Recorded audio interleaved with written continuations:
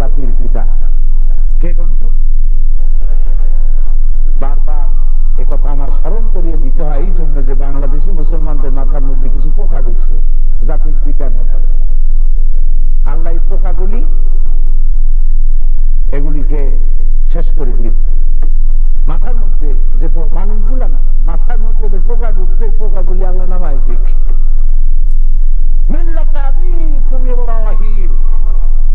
এই মিল্লাতের পিতা হচ্ছেন ইব্রাহিম আলাইহিস সালাম। কে বলছেন? বলেন আপনারা? আল্লাহ পাক বলছেন। তো পিতা একাধিক হওয়া সুলক্ষণ না কুলক্ষণ? মুসলমানেরা একটা সাধারণ মানুষকে আবার পিতা ডাকতে যাবে, দুঃখ নাকি? মুসলমানেরা মুসলমানদের জন্য পিতা ইব্রাহিম আলাইহিস সালাম। সুবহানাল্লাহ।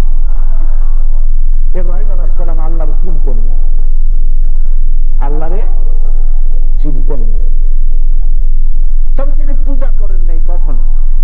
পিতা মূর্তি উপাসক ছিলেন এবং মূর্তি নির্মাতা ছিলেন, নমরুদের মুশির ছিলেন, অ্যাডভাইজার ছিলেন, কিন্তু কখনো তিনি পূজা করেননি। সবসময় তার মাথার ভিতরে এই চিন্তাটা কাজ করত, আমাকে কে সৃষ্টি করেছে, কে আমার রব, কি আমার টার্গেট, আমার উদ্দেশ্য কি, আমার পরিণতি কি, আমার কাজ কি, আমার দায়িত্ব কি, এই নিয়ে মাথার মধ্যে সবসময় চিন্তা হতো। স্রষ্টাকে বয়সের এক পরিণত বয়সে তিনি এসেছেন আর চিন্তা করছেন কে আমার রব। দিগন্ত পানে তাকিয়ে আছেন, আলো শেষ হয়েছে, পশ্চিম দিগন্তে সূর্য অস্তমিত হচ্ছে। সূর্য অস্তমিত হওয়ার পরপরই পশ্চিম দিগন্তে উদিত হয় সান্ধ্য তারা। আর সান্ধ্য তারা সকলে জানেন অন্যান্য তারকার চাইতে সাইজ একটু বড়। ইব্রাহিম আলাইহিস সালাম কি বললেন? স্রষ্টা তালাশ করতে গিয়ে সে ডায়ালগ, সে সংলাপগুলি আল্লাহ পাক কোরআনের মধ্যে রেকর্ড করেছেন, চিরন্তন করে দিচ্ছেন। সুবহানাল্লাহ। আল্লাহ রাব্বুল আলামিন বলেন, فَلَمَّا جَنَّ عَلَيْهِ اللَّيْلُ رَأَى كَوْكَبًا قَالَ هَذَا رَبِّي। রাত আসলো, তারকা উদিত হলো। উনি স্রষ্টাকে খুঁজতেছিলেন, হঠাৎ করে তারকার দিকে নজর পড়াতে তিনি মনে মনে ভাবলেন হঠাৎ হতে পারে এটা আমার রব, এটাই বোধ হয় আমার সৃষ্টি করছে। এত সুন্দর তারকা এর আগে কখনো লক্ষ্য করিনি, এটাই আমার স্রষ্টা। কিন্তু আপনারা সকলেই জানেন সান্ধ্য তারা স্থায়িত্ব খুবই কম। রাত যখন ঘন হতে থাকে আস্তে করে সান্ধ্য তারা অস্তমিত হয়ে যায়। হযরত ইব্রাহিম আলাইহিস সালাম যখন লক্ষ্য করলেন এই তারকাটা স্তম্ভিত হয়ে গেছে, তিনি তখন বললেন, ফালাম্মা আফালা ক্বালা লা উহিব্বুল আফিলিন। আমি তো মনে করছিলাম এটা রব, কিন্তু এইটা আমার স্রষ্টা হবে না, কারণ যেটার উদয়স্ত আছে সেটা আবার রব হয় কেন? যে অস্তমিত হয়ে যায় সে আমার রব হইতে পারে। কিছুক্ষণ পরে চাঁদ উদিত হল। ইব্রাহিম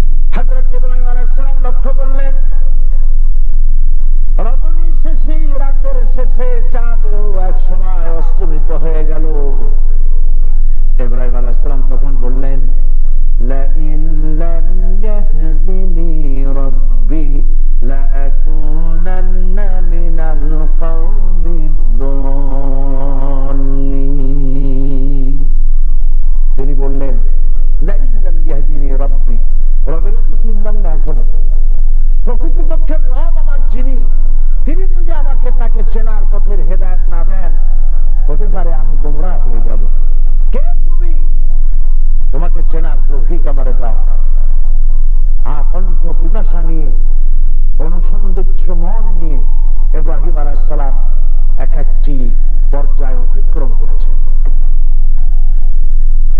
বিনিদ্র রজনী যাপন করে সকাল বেলায় যখন তাকিয়ে আছেন পূর্ব দিগন্ত পানে, লক্ষ্য করলেন লাল জবজব হয়ে পূর্ব দিগন্তকে আলোকিত করে সূর্য উদিত হয়েছে।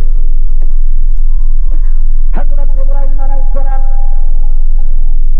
কোরআন বলতেছে, ফালাম্মা রাআশ-শামসা বাযিগাতান ক্বালা হাযা রাব্বি হাযা আকবার।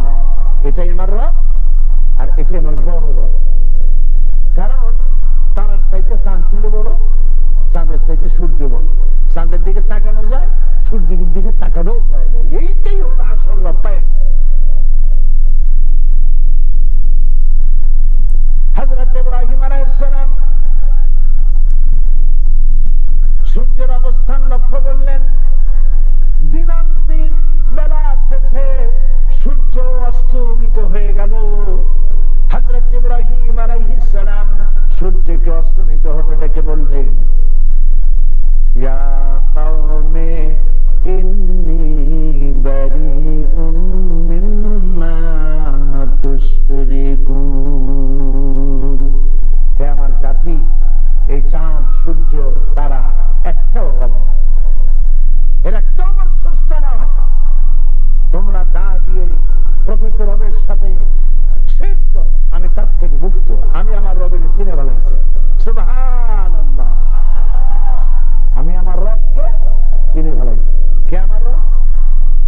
ইন্নী ওয়াজ্জাহতু ওয়াজহিয়া লিল্লাযী ফাতারাস সামাওয়াতি ওয়াল আরদা হানিফা ওয়া মা আনা মিনাল মুশরিকিন। পড়েন না আমার সাথে, ইন্নী ওয়াজ্জাহতু ওয়াজহিয়া লিল্লাযী ফাতারাস সামাওয়াতি ওয়াল আরদা হানিফা ওয়া মা আনা মিনাল মুশরিকিন। চতুর্দিক থেকে আমার মুখ ঘুরাইয়া সেই দিকে প্রত্যাবর্তিত হলাম, মুখ ঘুরাই দিলাম, মন ঘুরাই দিলাম। যিনি এই আকাশ, এই জমিন, এই চন্দ্র, এই সূর্য, এই সব কিছুকে তিনি সৃষ্টি করেছেন, তিনি আমার রব, তিনি আমার আল্লাহ। সুবহানাল্লাহ। প্রিয় ভাই সব, যদি কেউ চিনতে চায়, চলতে চায় রাস্তা, চেনার জন্য মোটেই কষ্ট হবে না আল্লাহকে পাওয়ার জন্য। নাস্তিকগুলা কপাল করা, নাস্তিকগুলা কি কপাল করা, সব বলবে আল্লাহ কি কপাল করা চিন্তা করে। আল্লাহর চেনার জন্য বেশি দূরে যাওয়া লাগে। জোনাকি পোকা দেখেন, কালকে জোনাকি পোকার কথা বলছিলাম না? জোনাকি পোকা কাছার কাছে আলো আছে, উত্তাপ নাই। উত্তাপ ছাড়া আলো তৈরি করেছেন যিনি, তিনিই তো আল্লাহ। একটা মুরগির ডিম দেখলেও আল্লাহরে চেনা যায়। মুরগির ডিমের মধ্যে বাচ্চা হয় কি দিয়ে তাও বলতে পারেন না। খান পাইকারি দরে মুরগির ডিম প্রত্যেক দিন। মুরগির ডিমের বাচ্চা হয় কুসুম দিয়ে। আচ্ছা, কুসুম দিয়ে বাচ্চা তৈরি হলো, এখন সে আছে ডিমের খোলসের মধ্যে। এখানে তাকে 18 দিন 19 দিন অপেক্ষা করতে হবে। যখন সে প্রাণ পেল, কয়েকদিন তাকে এর মধ্যে থাকতে হবে। সে খাবে তখন, ওর মধ্যে ইনজেক্ট করে কোনো খাবার প্রবেশের কোনো সুযোগ। আল্লাহকে চেনার জন্য একটা মুরগির ডিম যথেষ্ট হতে পারে। আল্লাহ হচ্ছেন সেই মহা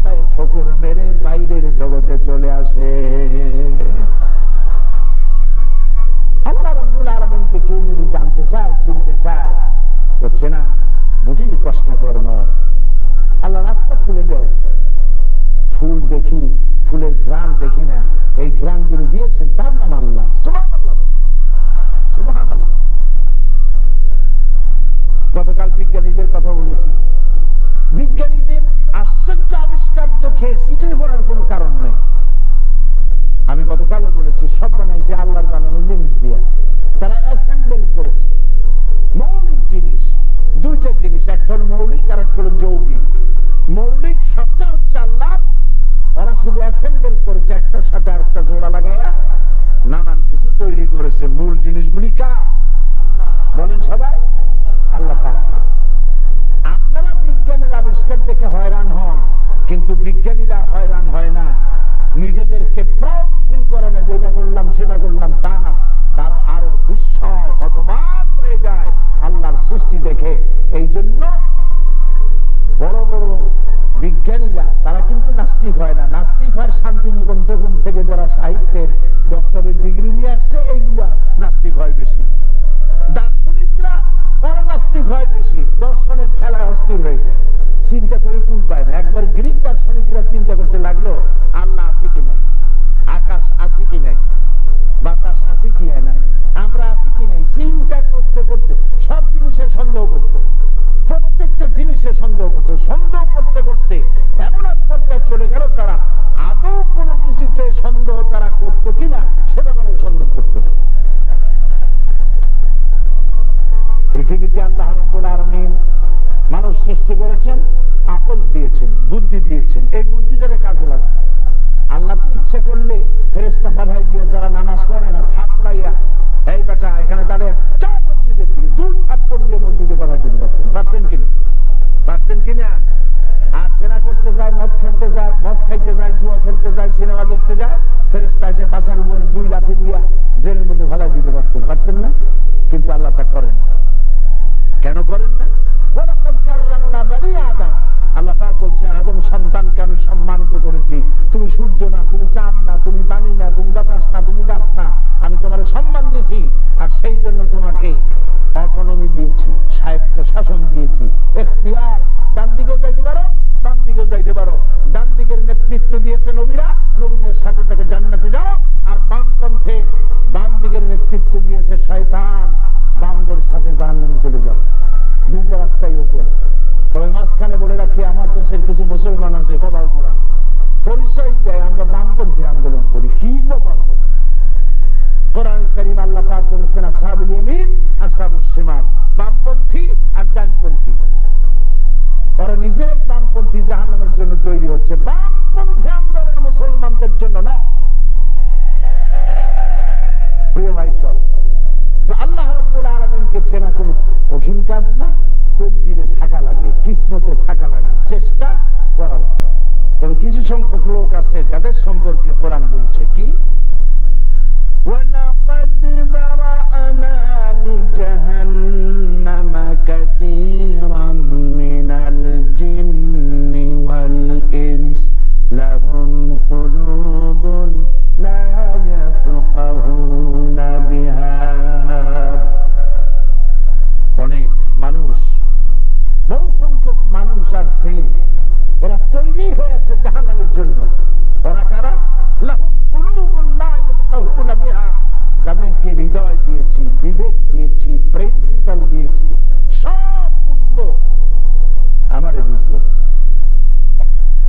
এই যে বুদ্ধিজীবীরা, বুদ্ধির খেলা, মাথা চুল টুল উঠায় স্টেডিয়াম হয়ে গেছে মাথা, কোনটা বোঝে না? কর ভারতের টাকা খায় কিভাবে বিবৃতি দেবে ভালো বোঝে, সব বোঝে। সরকার লোক বেকায়দায় ফেলাবার জন্য কি কি লাগে সব বোঝে, শুধু আল্লাহরে বোঝে না। বোঝার খেলায় বলে কি, দেয়ার ইজ নো গড, স্রষ্টা বলতে কেউ নেই, রাম ছাগল কোথায়। আমার তো থোড়া বুদ্ধিজীবী মরছে, ঢাকা বিশ্ববিদ্যালয়ে প্রফেসর ছিল, ওটার নাম আমি নেব না। এটা মরার পরে তদানীন্তন প্রধানমন্ত্রী বললেন তার মৃত্যুতে বিরাট ক্ষতি হয়েছে জাতি। তখন আমার পল্টনে তার সিট চলতেছিল, আমি বলছিলাম মোটেও ক্ষতি হয় নাই, শয়তান একটা কমছে। সে বলেছে আল্লাহ বলতে কেউ নাই, পরকাল বলতে কেউ নাই, বিয়া এটা কি, এটা কোন ব্যাপার? একটা পুরুষ চিরকাল একটা মেয়ে নিয়ে থাকবে, আর একটা মেয়ে লোক একটা পুরুষ নিয়ে চিরকাল থাকবে, সাথের কোন বৈচিত্র্য হবে না, এটা ব্যাপারে না। সে মরার সময় বুঝলো আকাম করছি, কাজে আল্লাহ যাতে আমার ধরতে না পারে তার একটা কাজ করা দরকার। সেই জন্য কোন ফ্রিজের মধ্যে ঢোকা দরকার। ও আল্লাহর ক্ষমতা তো বুঝে নাই। মরার সময় বলে গেছে, আমার গোসল দিবা না, কাফন করাবা না, জানাজাও দিবা না, আমার রাইখা দিবা, আর তারপরে মেডিকেল কলেজের ছাত্রদের দিবা, আর আমার কাজে ছেড়ে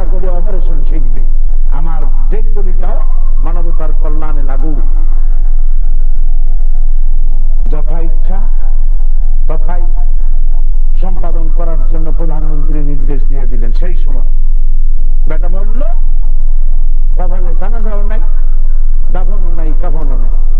মরিচুরি হচ্ছে নিয়ে ওই মরিচুরি বাড়বে, সেইখানে বিশাল ডিপ ফ্রিজের মধ্যে ঢুকাইতে হবে। কিছুদিন পর তার ওসিয়ত মোতাবেক পাঠায় দেওয়া হলো মেডিকেল কলেজ। মেডিকেল কলেজেরা যখন, কলেজের ছাত্ররা যখন শুনল যে ওই লোকটার লাশ আসতেছে কানা ছেলে শিখাবার জন্য, ছেলেরা গেটের কাছে এসে বলছে মাপ চাই। যেই লোক জীবনে আল্লাহরে অস্বীকার করছে, আল্লাহরে মানেই নাই, ওইটারে কারাছেড়া করে যদি আমরা কিছু শিখি, যে রোগী ভালো হবে সেটাও মরবে, আমরা মাথায় ফিরাও। এরপর এই শয়তান এখন কোথায় আছে আমি জানি না। এখন যদি রাস্তায় লাশ যদি থাকেও কোথাও, কবরে তো দেয়, যদি রাস্তাও ফালায় দেয়, কুত্তাও খাবে না, কারণ আমাদের দেশে কুত্তারও একটা ভদ্রতা আছে, এত পচা লাশ খাবে না। কপাল কপাল সব বোঝে, আল্লাহরে বোঝে না। আহার আহার গাছগুলি দেখে, ফুল দেখে, কবিতা লেখে, কত সুন্দর সুন্দর কবিতা লেখে, ফুলগুলোরে কে বানাইবে এত সুন্দর করে সেটা লেখে না। প্রজাপতি রং দেখে গান তৈরি করে, কোথা হতে পেরিয়ে কি জানি একটা গানের কলি আছে, ভুলে গেছি। হ্যাঁ, এত সুন্দর প্রজাপতি দেখছেন, খালি দেখবেন না, তাকায় থাকবেন। পৃথিবীর কোন শিল্পী আছে এত সুন্দর করে আঁকাইতে পারবে? সুবহানাল্লাহ। এই প্রজাপতি আল্লাহ রুচিটা দেখেন, আল্লাহ রুচি বল সুবহানাল্লাহ। এখন আগে ফুল থেকে ফল তৈরি করার জন্য ফুল কেশর এবং স্ত্রী কেশরের মিলন ঘটাতে হয়। এই কাজটা কে করবে? এই কাজটা তো মানুষের কাজ না, এই কাজটা, এই দায়িত্বটা আল্লাহ করবেন। কারে দিয়ে? ফুল, কথা বলে বসছিলেন, ফুল হলো একটা পবিত্র জিনিস, ঠিক কিনা? এইটা প্রাণী পতঙ্গ, পতঙ্গের পায়ের সাথে রেণু লাগে, সেটা নিয়ে সে আরেকটার সাথে মিশায় দেয়, এর দ্বারা ফল হয়। আল্লাহ ইচ্ছে করলে এই দায়িত্বটা চালাতে পারে দিতে পারছে। এই আল্লাহ ইচ্ছে করলে এই ফুলের উপরে ফুল কেশর স্ত্রী কেশরের মিলন ঘটাবার জন্য এই দায়িত্বটা আল্লাহ পাক উই পোকা, সার পোকা, উইসুঙ্গা, আরো কি কি আছে না, পোকামাকড়, আরশোলা, এগুলোর দিতে পারছেন। দেখেন ফুল যেমন সুন্দর, এর উপরে চালাতে পারে দায়িত্ব দিলে ফুলের ইজ্জত দায়িত্ব। ফুল যেমন সুন্দর, এই দায়িত্বটা পালনের জন্য আল্লাহ প্রজাপতিকে দায়িত্ব দিয়েছেন। সুবহানাল্লাহ। আল্লাহকে চেনার জন্য খুব বেশি পরিশ্রম করতে হয় না, কপালে থাকলেই হয়। লাহুল কুলুব লা ইয়াফকাহুনা বিহা, কান দিলাম, হৃদয় দিলাম, হৃৎপিণ্ড দিলাম, আমাকে বুঝবে না। তাদের দুইটা কান দিছিলাম, এ কান দিয়া সারে গামা, পাদানিসা, বাবা মামু, খালু নানা এগুলো শুনবে, কিন্তু আমার কোরআন শুনে হেদায়েত লাভ করতে পারল না। আর দুটো চোখ দিয়েছিলাম, এই চোখ দিয়ে বৈধ অবৈধ সব দেখলো, কিন্তু আমার সৃষ্টি জগৎ দেখে মুগ্ধ হয়ে আমার সামনে সেজদায় অবনত হলো না। এরা কেমন? উলাইকা কাল আনাম, এরা হলো চতুষ্পদ জানোয়ার। প্রিয় ভাই সব, জানোয়ারটাকে আমি কইলাম, কে বলেছে? চতুষ্পদ জানোয়ার, পশু। আল্লাহ যদি এই পর্যন্ত বলে থামতেন তাও একটা কথা ছিল, কিন্তু আরো আগায় গেলেন, হাত লাইনে চলে গেলেন। আল্লাহ বললেন বালকুম আঘাত, জানোয়ারের চাইতেও খারাপ। আমি খুব চিন্তা করছি এই বিষয়টার উপরে। জানোয়ার কইলেন আল্লাহ মানুষকে, এগুলো জানোয়ার পশুর চাইতে খারাপ, এরপরে কইলেন যে এই জানোয়ার চাইতে খারাপ। এইটা কেন করলেন? পরে চিন্তা করে বুঝলাম যে আল্লাহর কথার উপরে কোনো কথা হয় না, আল্লাহর কথা আল্লাহর কথাই। সুবহানাল্লাহ। কিরকম দৃষ্টান্ত দিলে বুঝবেন? পশু কোনদিন নাস্তিক হয় না, মানুষ নাস্তিক হয়। পশু বিভ্রান্ত হয় না, মানুষ বিভ্রান্ত হয়। পশু আল্লাহকে অস্বীকার করে না, মানুষ আল্লাহকে অস্বীকার করে। গেল একদিকে। দুই নম্বর হচ্ছে পশু। আপনার বাড়িতে একটা কুকুর আপনি পোষেন, কুকুর নিকৃষ্ট প্রাণী, ইতর শ্রেণীর প্রাণী,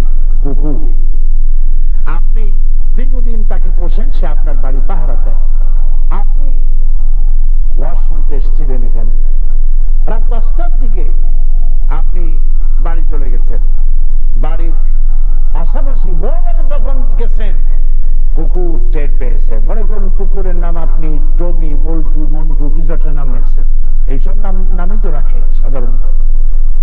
এই টমি জেমি একটা নাম রাখছিলেন। কুকুরটা বুঝতে পারে নাই যে আপনি আসছেন। আপনার পায়ের আওয়াজ পেয়ে সে মনে করেছে বাড়ির উপরে বোধ হয় কোন শত্রু এসেছে। সে তার ভাষায় বলেছে হয়। বাড়িওয়ালা বলল এই টমি থাম। বাড়িওয়ালার গলার আওয়াজ বুঝা টমি মনে করলো আমি তো ভুলই করছি, কিন্তু চোরুনের জায়গায় একটা মালিক আসছে। টমি খুব মাথা নিচু করে আস্তে করে মালিকের কাছে গিয়ে লেজ নাড়তে থাকে আর তার ভাষায় বলে আই এম এক্সট্রিমলি সরি।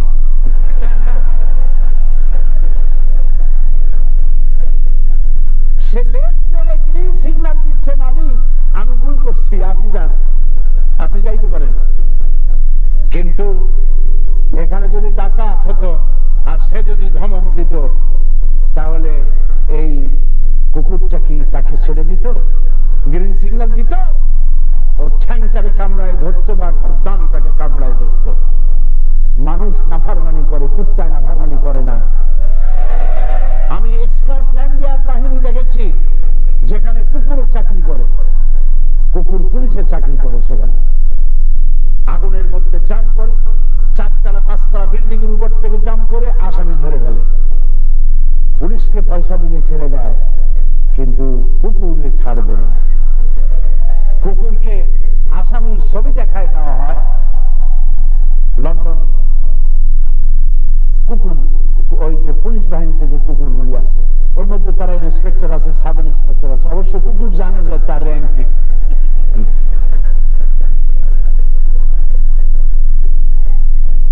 তো ছবি তারা দেখাই দিল আর তার ব্যবহার কিন্তু কাপড়টা শোভাই দিল। আসলে ওই বেটার যেখানে থাকুক কুকুর তাকে ধরতেই।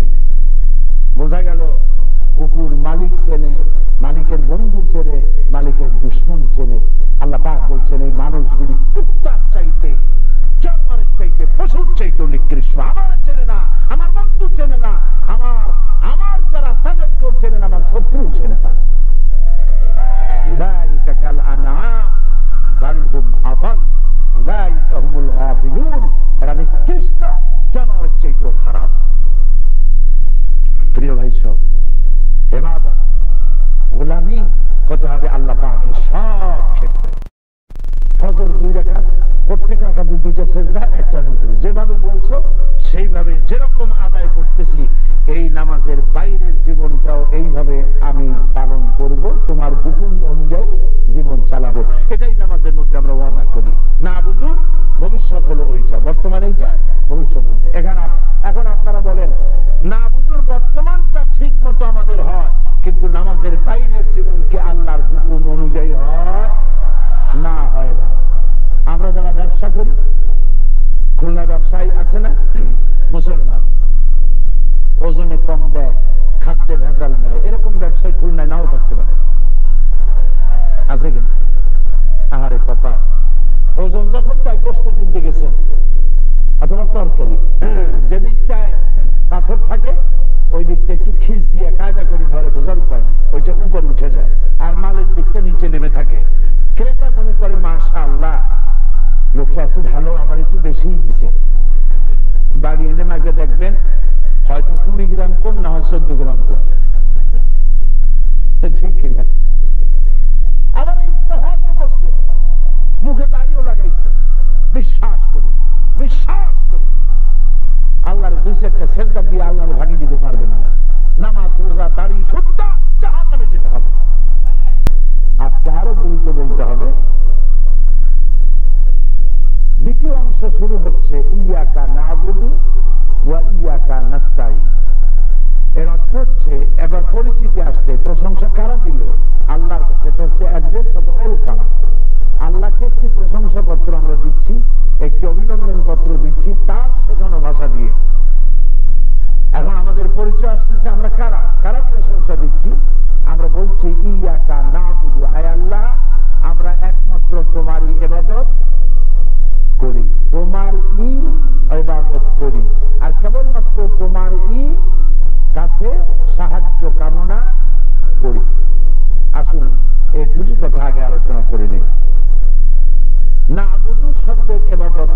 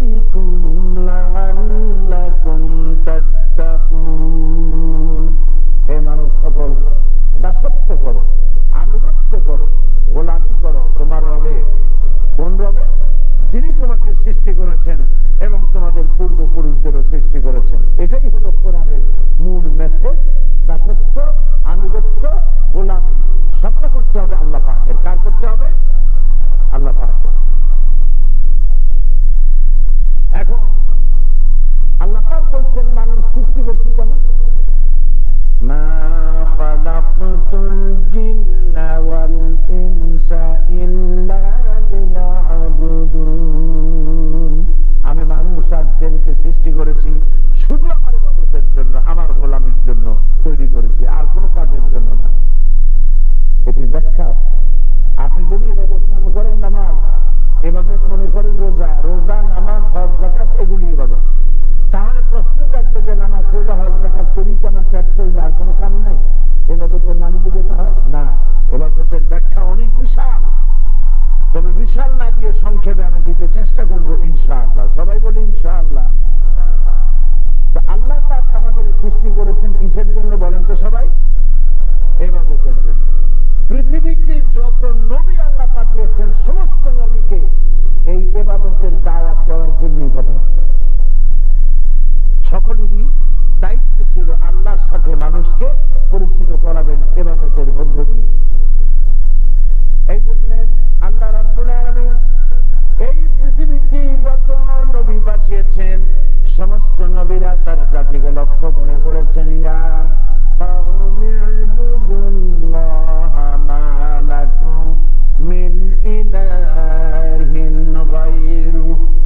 হে আমার জাতি, হে আমার সম্প্রদায়, এক আল্লাহর দাসত্ব করো, গোলামি করো, তিনি ছাড়া কোনো ইলাহ নাই, তিনি ছাড়া কোনো ইলাহ নাই, তিনি একমাত্র ইলাহ। হযরত শুআয়ব আলাইহিস সালাম, হযরত সালেহ আলাইহিস সালাম, হুদ আলাইহিস সালাম, মুসা আলাইহিস সালাম, ঈসা আলাইহিস সালাম, ইয়াকুব আলাইহিস সালাম, আইয়ুব আলাইহিস সালাম, সব পয়গম্বরেরা দাওয়াত, এই দাওয়াত কেউ দেননি তোমরা আমার গোলামি করো। কোন নবী বলেন নাই যে আমার গোলামি করো। সব নবীরা কি বলেছেন বলেন সবাই? মূলত আমাদের পরিচয় হলো গোলাম। আমরা আমাদের পরিচয় কি বলতে কি লজ্জা করে? হ্যাঁ, লজ্জা হতো যদি আমরা কোনো মন্ত্রীর গোলাম হতাম, কোনো বাদশার গোলাম হতাম, কোনো পীরের গোলাম হতাম, কোনো খাজা বাবার গোলাম হতাম, অবশ্যই মনটা ছোট হয়ে যেত। আমাদের মন তো বড় হওয়ার কথা। আমাদের পরিচয় আমরা গোলাম বলেন, আমরা আমাদের পরিচয় কি? সেই গোলাম পৃথিবীর কোন মানুষের গোলাম নয়, এমনকি কোন নবীর গোলাম নয়। আমরা গোলাম এই বিস্তীর্ণ জমিন, ওই বিশাল আকাশ, সাগর, নগর, পাহাড়, পর্বত, নদ নদী, কীট পতঙ্গ, এসব কিছুর মালিক, রাজাধিরাজ, সম্রাটের মহাসম্রাট আল্লাহ রাব্বুল আলামিনের গোলাম। আল্লাহ হচ্ছেন আমাদের রব, আমরা হচ্ছি তার গোলাম। সুবহানাল্লাহ।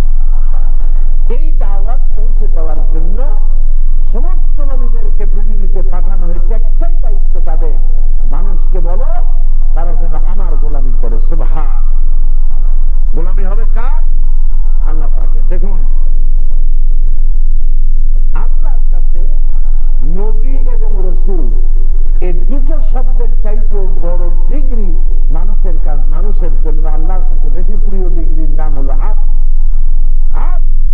গোলাম। মুহাম্মদ সাল্লাল্লাহু আলাইহি ওয়াসাল্লামের চাইতে শ্রেষ্ঠ নবী, সব থেকে প্রিয় আল্লাহর কাছে আর কেউ নাই। সেই মুহাম্মদ সাল্লাল্লাহু আলাইহি ওয়াসাল্লাম সম্পর্কে আল্লাহ রাব্বুল আলামিন কোরআনে কারিমে কম করে হলো 11টি আয়াতে নবী সাল্লাল্লাহু আলাইহি ওয়াসাল্লামকে নবীও বলেন নাই, রাসূলও বলেন নাই, শুধু আব্দ বলেছেন। কি বলেছেন? বান্দা। দেখুন, ওয়া ইন কুনতুম ফি রাইবিন মিম্মা নাযালনা আলা আবদিনা। আমি যে কিতাব নাযিল করেছি আমার বান্দার উপরে, এই কিতাবে যদি সন্দেহ পোষণ করো তাহলে ছোট্ট সূরার মতো করে একটা সূরা বানায় আনো। আলা আবদিনা, কে বলে? মুহাম্মদ সাল্লাল্লাহু আলাইহি ওয়াসাল্লাম। সূরা বনী ইসরাঈল। সুবহানাল্লাযী আসরা বিআবদিহি লাইলান মিনাল মাসজিদিল হারাম ইলাল মাসজিদিল আকসা। সমস্ত দুর্বলতা, অক্ষমতা থেকে মুক্ত সেই মহান সত্তা যে আল্লাহ পাক তার বান্দার উপরে বান্দাকে ইসরা করিয়েছেন। কে সেই বান্দা? মুহাম্মদ সাল্লাল্লাহু আলাইহি ওয়াসাল্লাম। সূরা ফুরকান। তাবারাকাল্লাযী নাযালাল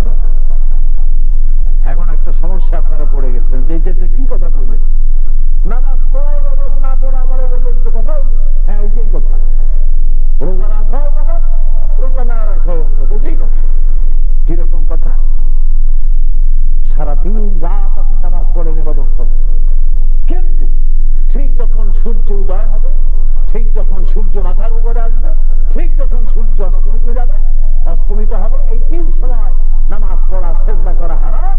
এই সময় নামাজ না পড়াই হবে। কথা কি বুঝেন না? বুঝেন না? সারা বছর রোজা রাখবেন, সওয়াব হবে, কিন্তু 2 ঈদে রোজা রাখা হারাম। এই 2 ঈদে রোজা না রাখার নামই হলো বাবু। তাহলে কথাটা কি দাঁড়ালো? কথা দাঁড়ালো এখানে যে আল্লাহর হুকুম মাফিক জীবন যাপন করার নামই হলো বাবু। আল্লাহ যা আদেশ করেছেন ওটা মানার নামে বাবু, যা নিষেধ করেছেন ওর থেকে ফিরে থাকাটাও হলো ইবাদত। সুবহানাল্লাহ বলে। কোরআন বুঝি না তাই কপাল পুষছে, কোরআন যদি বুঝতাম কপাল পুষতো না। ঠিক কিনা বলে? এই যে কোরআন, সুবহানাল্লাহ বলে, কোরআন কি সৌভাগ্য জাতি, সৌভাগ্যবান জাতি আমরা। কোরআন আল্লাহর বাণী ধরা, একটা অক্ষর মানুষের না, সবটা কার? পৃথিবীর কোন মানুষ এই কোরআন শরীফের মধ্যে ভুল করতে পারে না। পারলে কবে ধরে বলাইতো? কেউ পাঁচটা ভুল করতে কোরআনের পারে না। পৃথিবীর সমস্ত ধর্মগ্রন্থের মধ্যে ভুল ত্রুটি আছে এবং সেগুলি প্রমাণিত সত্য। যার থেকে 500 বছর 1000 বছর তাদের ধর্মগ্রন্থ যে রকমের ছিল, বর্তমান ধর্মগ্রন্থের সাথে তার কোনো মিল নাই। রোমানদের বাইবেল, ব্যাপটিস্টদের বাইবেল একরকম নয়, নিউ টেস্টামেন্ট, ওল্ড টেস্টামেন্ট একরকম নয়। আজকে যে বাইবেলের নামে প্রচারিত যে ধর্মগ্রন্থ আছে, আজ থেকে 500 বছর 1000 বছরের বাইবেলের সাথে তার কোনো মিল নেই। কিন্তু কোরআন শরীফ এইটা হেফাজত করার দায়িত্ব আল্লাহ নিয়েছেন। বলেন কে নিয়েছেন? কিন্তু দুঃখজনক হলেও সত্য, আমার দেশের কিছু মুসলমানেরা মসজিদের মধ্যে বসেই বলে কোরআন আমাদের বোঝার কাম না, আমরা পাবলিক, কোরআনের বুঝবো কি? এগুলি মৌলানা মৌলভী, বাড়িওয়ালা, টুপিওয়ালা, পাগড়িওয়ালা, ওরা বুঝুক গিয়া, আমরা এগুলি বুঝবো না, বলে না? অবশ্য খুলনা এরকম কথা বলার লোক নাই। বলে মসজিদের মধ্যে বসেই বলে। আস্তাগফিরুল্লাহ। আল্লাহ কিভাবে নারাজ হয় চিন্তা করে। প্রিয় ভাই সব, এটা বেদ নয়, এটা বাইবেল নয়, এটা ত্রিপিটক নয়, এটা জিন্দাবিদ্যা নয়, এটার নাম কোরআন। এটার নাম কি? তাহলে আল্লাহ যিনি একখানা কোরআন দিলেন এমন, যা মৌলভী, মৌলানা, বাড়িওয়ালারা ছাড়া আর কেউ বুঝবেই না, এমন একটা দুর্বোধ্য কোরআন দেওয়ার দরকারটা কি আল্লাহ পাক? কোরআন শরীফ এর দরজা ওপেন টু অল, সকলের জন্য কোরআনের দরজা খোলা। সুবহানাল্লাহ। হিন্দু, নাপি, মুসি, ধোপা, ইহুদি, খ্রিস্টান, যে কোনো ব্যক্তি, মুসলিম, কোরআন তার জন্য দরজা খুলে রেখেছে। কোরআন ধরো, পড়ো, বুঝতে পারবা, বোঝার জন্য আল্লাহ সহজ করে দিয়েছেন। সুবহানাল্লাহ। শুধু পবিত্রতা অর্জন করতে হবে, পবিত্রতা অর্জন করে যার খুশি সেই কোরআন ধরতে পারবে, কোরআন পড়তে পারবে, কোরআন বুঝতে পারবে। এখন বোঝার ব্যাপারটা, মৌলানা মৌলভীরা ছাড়া কোরআন বুঝবো না, এই কথাটা হলো শয়তানের বড় রকমের একটি ওয়াসওয়াসা। আল্লাহ পাক নিজেই বলছেন কোরআন বোঝা কঠিন না সহজ। আল্লাহ জবাব দিচ্ছেন কোরআনে কারিমে। রব্বুল আলামিন বলেছেন, وَلَقَدْ يَسَّرْنَا الْقُرْآنَ لِلذِّكْرِ فَهَلْ مِن مُدَّكِرٍ। কোরআন শরীফকে মানুষের কাছে মুখস্থ করার জন্য আর বোঝার জন্য আমি আল্লাহ সহজ করে দিয়েছি। আল্লাহ বলছেন সহজ করছি। আর মসজিদে বসে নামাজ পড়ে সালাম ফিরে এক জায়গায় বসে বললাম কোরআন আমরা বুঝবো না, আসুন মুরব্বীরা কি কয় তাই শুনি। আরে বাবা, আপনার মুরব্বী যে ঠিক কথা বলতেছে সেটা বোঝার জন্য কোরআন বুঝতে হবে। মুরব্বী তো আপনাকে গাইড করতে পারে, ঠিক কিনা বলে? এই জন্য কোরআন হেদায়েতের জন্য কোরআনের চাইতে বিকল্প কোন কিতাব নাই। কোরআন আর হাদিস এই দুটোই হলো হেদায়েত পাওয়ার জন্য একমাত্র রাস্তা। সুবহানাল্লাহ। আর কোন রাস্তা? সেই কোরআন 30 পারা, 540টা রুকু, 6666টি আয়াত, এই বিশাল কিতাব। এর মধ্যে আছে একটু কিউরিসিটি হলো না, একটু আগ্রহ হলো না, যেটার মধ্যে আছে কি একটু দেখি। একদিন এই কোরআন দিয়ে মুসলমানেরা গোটা পৃথিবীর অর্ধেকটা পৃথিবীর পায়ের তলায় এসেছিল তাদের। একদিন এই কোরআন মানার কারণে তদানীন্তন সুপার পাওয়ার পার্সিয়ান এম্পায়ার এবং রোমান এম্পায়ার এসে মুসলমানদের পায়ে চুমো খেয়েছে। আর আজ সেই কোরআন আছে, প্রায় 130 কোটি মুসলমান পৃথিবীতে আছে। তারপরে বুশের জুতার বাড়ি, শ্যারনের থাপ্পড়, বাস্কের কানমলা, এগুলি মুসলমানদের সহ্য করতে হচ্ছে। এটাই হলো দুর্ভাগ্য, এটাই হলো আমাদের জন্য ক্লাসি। কোরআন মাত্র 550 আয়াত, হুকমে শরিয়ী। কোনটা মানব, কি বলবো কি বলবো না, কি খাবো কি খাবো না, কি করবো কি করবো না, আদেশ এবং নিষেধ জাতীয় কথাবার্তা হলো 550 আয়াত, 550 আয়াত। তাহলে বাকি 6 সহস্রাধিক আয়াত কি, এর মধ্যে আছে কি, তা জানার জন্য একটু চিন্তা হলো। এবাদতের অর্থটাই হলো পুরো কোরআন শরীফ বুঝে ওই অনুযায়ী জীবনকে পরিচালনা করা। আর সেই জন্য সূরা ফাতিহার মধ্যে বলতেছি, প্রত্যেক দিন ইয়াকা না'বুদু, আয় আল্লাহ কেবলমাত্র তোমার ইবাদত করি, তোমার গোলামি করি। গোলামি কার করি বলেন, নামটা বলেন কার, সবাই বলেন কার? তিনি আমাদের স্রষ্টা, খালিক। এই স্রষ্টাকে চিনতেই মানুষের হয়রানি। কেউ স্রষ্টাকে চিনতে না পেরে পাহাড়কে পূজা করেছে, কেউ স্রষ্টাকে চিন্তা না পেরে আগুনের পূজা করেছে, পানিকে পূজা করেছে, কুমিরকে করেছে, এমনকি নিচে নামতে নামতে যৌনাঙ্গ পর্যন্ত পূজা করেছে। আমি যা বললাম এগুলি মানায় বললাম না ঠিক বলেছে? কোথায় নেমেছে মানুষ, কোথায় নেমেছে? কোরআনে কারীমে আল্লাহ পাক বলেছেন, লাকাদ খালাকনাল ইনসানা ফি আহসানি তাকবীর, সব থেকে সুন্দর করে সৃষ্টি করেছি মানুষ। সুম্মা রাদাদনাহু আসফালা সাফিলিন, এই মানুষ নিচে নামতে নামতে এদ্দুর নামে যখন যৌনাঙ্গ পর্যন্ত পূজা করতে যায়, শয়তান চিন্তা করে যে এদ্দুর নামলো কেন? শয়তান নিজেও এদ্দুর নামতে পারে না।